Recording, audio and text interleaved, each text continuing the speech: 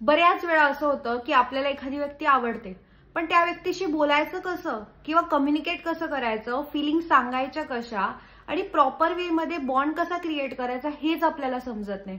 आणि मग आपण काहीतरी चुका करतो आणि खूप मोठे मिसअंडरस्टँडिंग होऊन ती गोष्ट कम्प्लिटली क्लोज होऊन जाते. सो हा व्हिडिओ मी तुमच्यासाठी घेऊन आली आहे, जेणेकरून तुम्हाला बॉन्ड कसा क्रिएट करायचा आणि त्या आवडणाऱ्या व्यक्तीपर्यंत आपल्या प्रॉपर फिलिंग्स कशा पोहोचवायच्या हे तुम्हाला समजेल. आणि जर तुम्हाला असेच इंटरेस्टिंग व्हिडिओज बघायचे असतील तर मला नक्की सबस्क्राईब करा, कारण की मी दर रविवारी 12 वाजता तुमच्यासाठी इंटरेस्टिंग व्हिडिओज घेऊन येणार आहे. नंबर 1, बॉन्ड क्रिएट करण्यासाठी कम्युनिकेशन इम्पॉर्टंट आहे आणि ते पण चांगलं कम्युनिकेशन इम्पॉर्टंट आहे. जर तुम्ही टेक्स्ट मेसेजवर तिला जेवलीस का असा प्रश्न विचारला तर ते बोरिंगच होणार आहे आणि तुम्ही खूप जास्त बोर वाटू शकता. सो इंटरेस्टिंग क्वेश्चन विचारला पाहिजे. प्लस तुम्ही त्या व्यक्तीला जेव्हा प्रश्न विचारता तेव्हा इंटरेस्ट घेऊन ते ऐकलं पण पाहिजे. बरेच लोक फक्त विचारायचं म्हणून विचारता आणि ते लिटरली कळतं पण तुम्हाला असं वाटतं की नाही मी ऐकतोय ना, दॅट्स इट. पण तसं नसतं कम्युनिकेशन. ते 2 वे असतं. त्याच्यात इंटरेस्टिंग क्वेश्चन विचारल्यानंतर त्यामध्ये भाग आपण पण घेतला पाहिजे.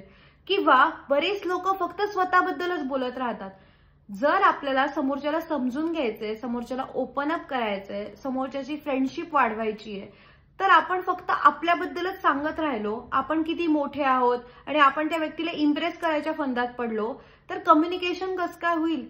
आणि जर त्या व्यक्तीला फक्त आपण भडीमार करत राहिलो आपल्या गोष्टींचा की मी आतापर्यंत हे अचीव्ह केलंय किंवा माझी इतकी प्रॉपर्टी आहे किंवा मी इतकं भारी आहे, तर तुम्ही मला सांगा त्या व्यक्तीला काय वाटेल की तुम्ही फक्त स्वतःचे काहीतरी मोठे मोठ्या गोष्टी सांगता आहात, पण ऍक्च्युअलमध्ये तुम्हाला त्या व्यक्तीला समजून घेण्यात काहीच इंटरेस्ट नाहीये.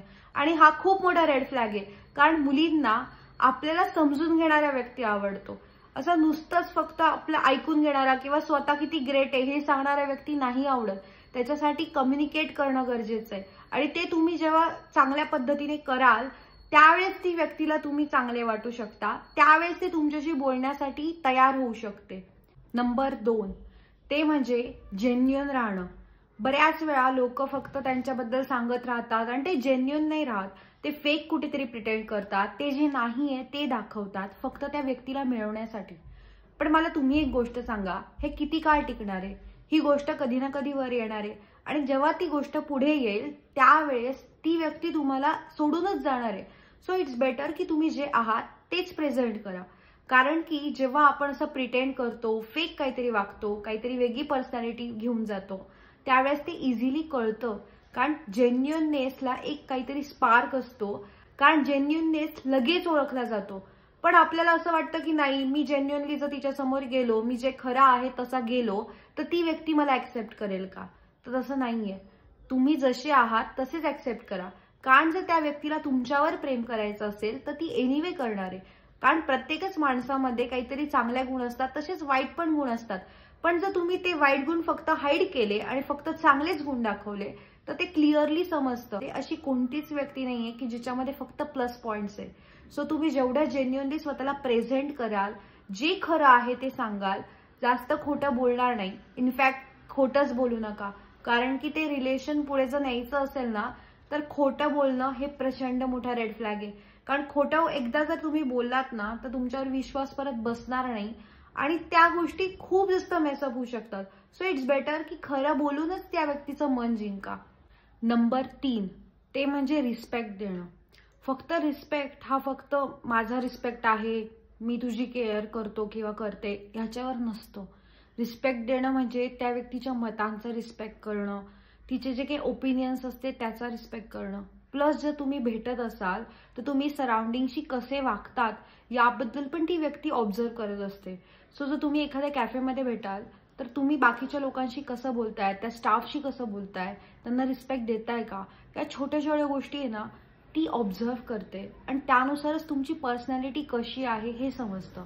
सो फक्त प्रिटेंड करणं आणि रिस्पेक्टचे स्टोरी टाकणं किंवा या गोष्टी आहेत ना, ह्याच्यापेक्षा पण रिस्पेक्ट ऍक्च्युअलमध्ये देणं, आणि ते आपल्या घरापासून स्टार्ट होतं.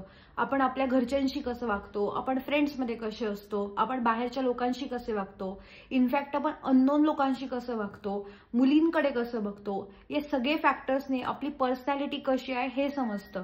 आणि जर तुम्ही एखाद्याबद्दल काहीतरी वाईट बोलत असाल, एखाद्या मुलीला ऑब्झर्व करत असाल, स्टेअर करत असाल, तर ह्या गोष्टी कुठेतरी निगेटिव्ह वेमध्ये जातात. किंवा तुम्ही एखाद्या कॅफेमधल्या स्टाफशी रूडली बोलत असाल, एखादी गोष्ट त्यांच्याशी काहीतरी चुकीची घडली, काहीतरी चुकीची ऑर्डर आली तर पॅनिक होत असाल, चिडत असाल, यावरनं तुमची पर्सनॅलिटी रिफ्लेक्ट होते आणि ती व्यक्ती ते सगळं ऑब्झर्व करूनच तुमच्याशी पुढे नातं ठेवायचं का नाही याचा विचार करते.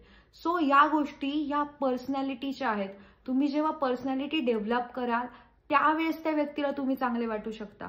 पण जर तुम्ही असं म्हटलं की मी जसं आहे तसं आहे आणि मला तसंच ऍक्सेप्ट केलं पाहिजे किंवा मी माझ्यामध्ये या गोष्टी नाही चेंज करणार, तर ती व्यक्ती तुम्हाला का चूज करेल? बरेच लोक असे असतात की मी फर्स्ट मूव्ह का करू, मीच का जाऊ बोलायला. तर मला तुम्ही सांगा, तुम्हाला ते नातं इम्पॉर्टंट आहे की इगो इम्पॉर्टंट आहे? कारण बरेच लोक त्यांच्या फक्त इगोमुळे ते रिलेशन खराब करतात, ती फ्रेंडशिप खराब करतात. सो तुम्ही चूज करा की तुम्हाला काय इम्पॉर्टंट आहे ते. प्लस सेल्फ रिस्पेक्ट पण त्याबरोबर महत्वाचा आहे. त्या व्यक्तीने जर तुम्हाला नाही सांगितलं तर स्वतःचा रिस्पेक्ट ठेवून त्या व्यक्तीच्या मागे न लागणं पण तितकंच गरजेचं आहे. कारण मग ती गोष्ट कुठेतरी स्टॉकिंग होते आणि त्या व्यक्तीला पण त्याचा त्रास होतो आणि तुमची जी काही राहिलेली इमेज असते ना ती पण पूर्ण स्पॉइल होते. आणि त्याच्याने ना ती व्यक्ती तुम्हाला हो तर म्हणणार नाहीच आहे, पण उगाचच तुमची फ्रेंडशिप पण खराब होऊ शकते.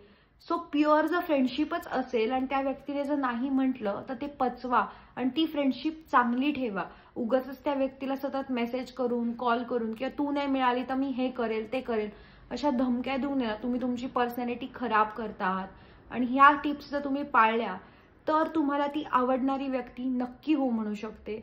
कारण की एखादे जेंटलमन प्रत्येकालाच आवडतो, पण तो जेंटलमन आपण ऍक्च्युअलमध्ये स्वतःला बनवलं पाहिजे, रादर दॅन ते प्रिटेंड करणं आणि फेक गोष्टी प्रिटेंड करणं.